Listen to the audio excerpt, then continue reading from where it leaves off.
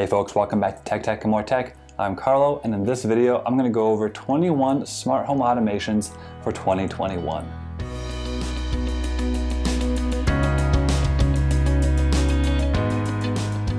As always, if you prefer a more detailed written version of this, head on over to techandmoretech.com or check the link in the description just below that like button. I'm not going to go over how these automations are made in this video. If you want instructions on all that, again, go to the website or check the link in the description, and that will show you kind of with screenshots what the conditions and triggers and actions are to set up all these different automations. They're not also all made in the same app. I use a combination of Home Assistant, HomeKit, sometimes even Alex to kind of get things done depending on what they are. So it's kind of a mishmash. It's kind of what works for me because I review all this stuff, so I kind of have to have all of it. But I'm pretty sure you can accomplish the majority of these automations in whatever smart home ecosystem you happen to be using. So we'll get started chronologically and kind of sprinkle things in there that are pretty random, but first things first, you wake up in the morning. So I have my Hue light synced with an app called Sleep Cycle. So that basically it has like a 20 to 30 minute buffer of when it kind of slowly wakes me up, and that syncs with my Hue lights so they slowly turn on. So I have a Hue Go on my bedside table that kind of slowly rises up from 0% brightness to 100% brightness or whatever it is, at the same time that my alarm is going off. Now on a typical day, I'll just get up, brush my teeth, all that kind of stuff, get dressed. In my closet, I have a motion detector, so once I go in, detects motion, it turns my closet light on, and then it'll turn off after 1 minute of no motion detected. Outside of my master bedroom door, I also have another motion sensor, so that will turn on the path light in the hallway, but also I have an automation so that if that motion detector in the hallway doesn't detect motion between the time that I get up and like maybe plus 10 minutes, then it will then turn on the cove lighting in my master bedroom to kind of make sure that I get up and get me out of bed. At the other end of the hallway, I have another motion sensor, and if that one detects motion between 8:30 and 9:15, it will then start the morning routine on my Echo Show in my kitchen. So it'll then tell me what calendar events I have that day, what the weather is, and kind of like a flash briefing of the news and all that kind of stuff that goes on while I'm making my breakfast. That same motion detector also makes the lights turn on, and it has the lights turn on in my office. After 30 minutes, the kitchen lights turn off because I'm back here in the office doing work. I don't need to go back in the kitchen, so then those lights stay off.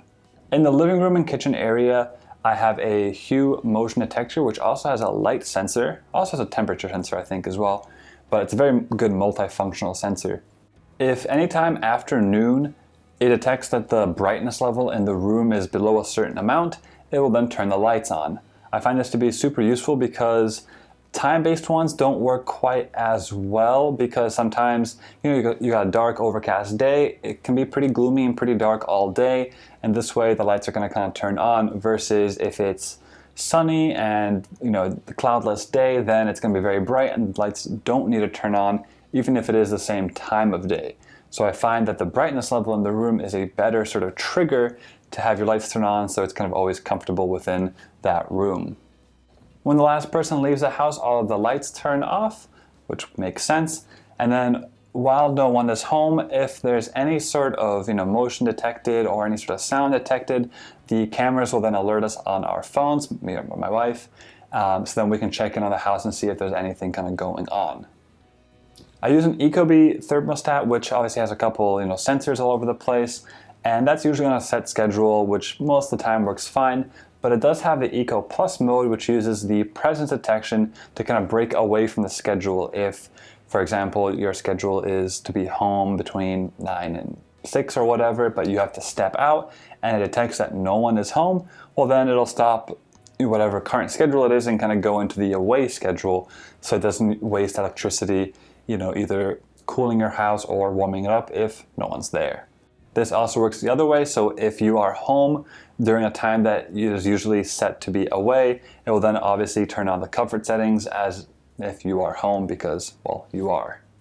I then have it set that when the first person arrives home, the lights in the kitchen and living room area turn on only if the brightness is under a certain level. Again, you can do this if you don't have any sort of sensor. You can just do this based on time of day and like before sunset, because that'll give you a pretty good margin of error as to when it's going to be dark or not. But again, some days are going to be a little bit cloudier than others, which means you might come home and it's going to be pretty dark and you want those lights on.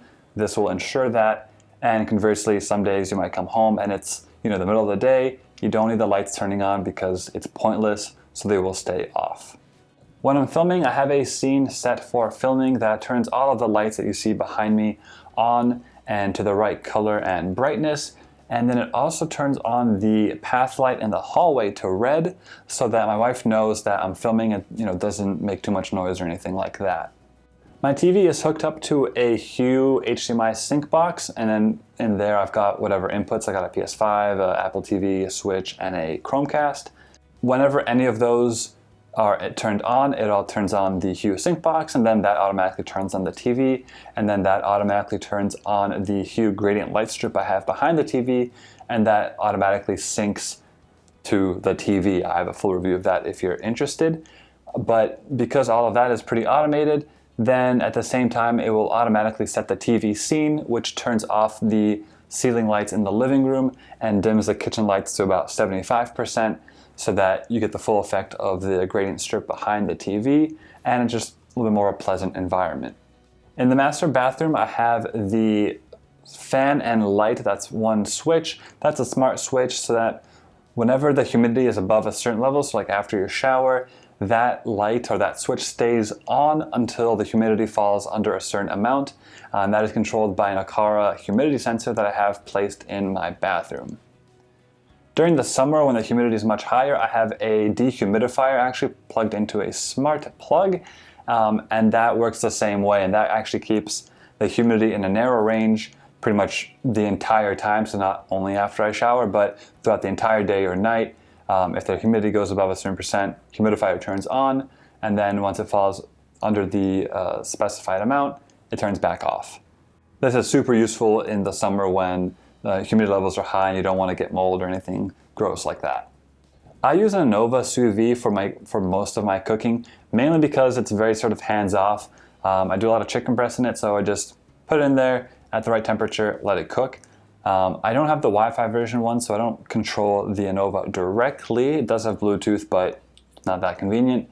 Instead, it's plugged into a smart plug, and 99% of the time I'm cooking the same thing, so I have a automation set that when that smart plug is turned on, it automatically turns off after 90 minutes. And that's just from trial and error, because I found that for the full pot of water, it takes about 30 minutes to heat up to the right temperature, and then the chicken in the sous vide takes about an hour to cook properly. And so then after those 90 minutes, that automatically turns off, and I get a notification on my phone telling me that my chicken is ready. I live in a condo building, so I have one of these sort of old school intercom systems that have like a listen, speak, and unlock button. That couldn't really be completely automated, at least not particularly easily. So instead I have a relay switch wired to the unlock button that is then plugged into a smart plug. So whenever I want to turn on the intercom, so if someone buzzes me, or if I want to just buzz myself in if I left my keys at home, I didn't bring my keys, I can just turn on that smart switch and that will then unlock basically the door to my building. But it is set on a 3-second timer, so as soon as it turns on, after 3 seconds, it turns back off. That way, it's not buzzing forever and ever. As it gets later in the evening and it's time to go to bed, all of my lights will sort of dim down to about 25%, and then all the colored lights will turn red. Very sort of visual cue that, hey, it's time to stop scrolling on Reddit and time to go to sleep. At the same time, the lights in my master bedroom and master bathroom will turn on, so I can just sort of get ready without having to turn on any of the lights or do anything. And finally, as I set my alarm app sleep cycle, like I said, it syncs with my Hue lights. When I turn that on, it'll turn off the Hue lights that are synced with it, and then I have an automation set that once that light is turned off after a certain time, all the other lights are turned off and the good night scene is enabled, which locks all my doors, checks to make sure that all of the contact sensors are closed, there's no windows open or anything like that, no doors open, and turns all the lights off, ready for me to go to sleep and get started with automations the next day. So there you have it. Those are 21 pretty simple home automations that, for the most part, anyone can implement regardless of which smart home ecosystem you use. None of them are super complex. There are definitely people out there that have taken it to a much more sort of complex level. For example, people that will take the API of the bus route and will tell you how far away the bus is and when you have to get there, things like that don't apply to me, so I haven't really utilized them, but I do have a link in the description for more advanced automations. If you're interested in some really sort of niche stuff, there's a really good Reddit thread that kind of goes over those things. As always, if you liked the video, be sure to like and subscribe button for plenty more videos to come. If you have any questions, comments, please leave them down below. Are there any smart home automations that you guys use that I should take a look at, or any that you found interesting on my list? Please let me know. I'd love to hear from you. Until next time, see ya.